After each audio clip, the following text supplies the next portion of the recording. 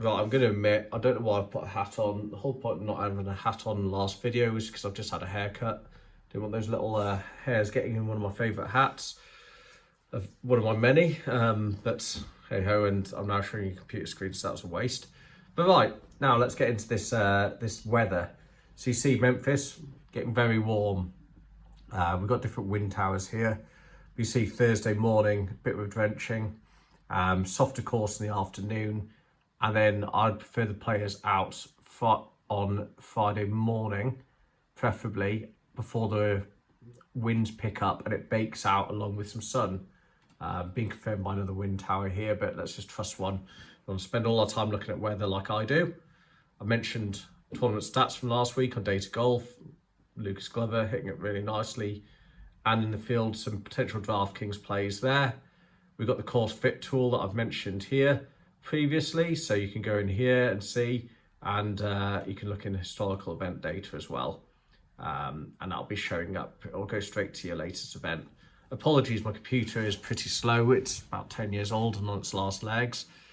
Previously, this was a WGC event, and I mentioned Will Zalatoris won, but we can see a guy there, Lucas Glover third, one of the bets.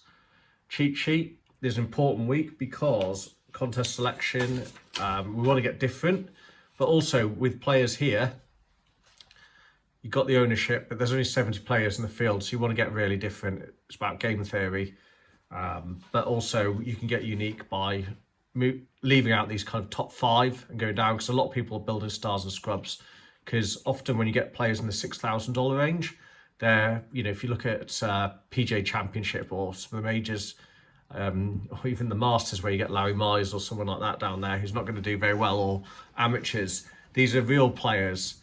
A lot of them have shown form earlier on in the year. That's how they got in and been pretty terrible since. But yeah, you've got some decent players, and they've got 4 rounds to score, so it's about making loads of birdies. We can look at tiers another time, so I don't think there's so much interest in that.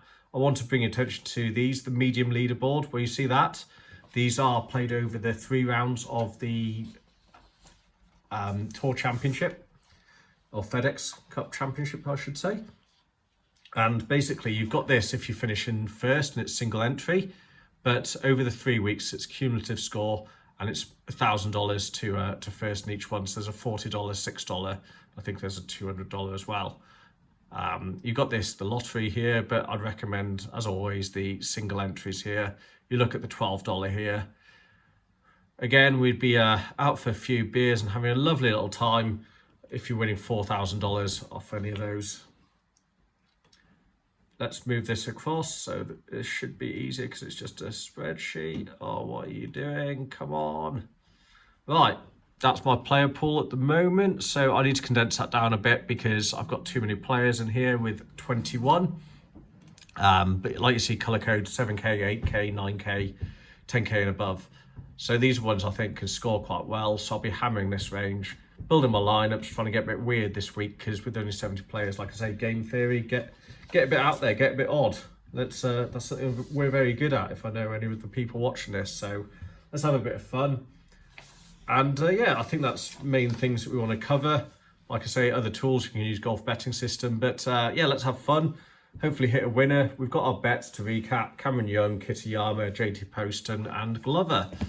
Have a good week, guys. Good viewing hours, and yeah, let's see you next week.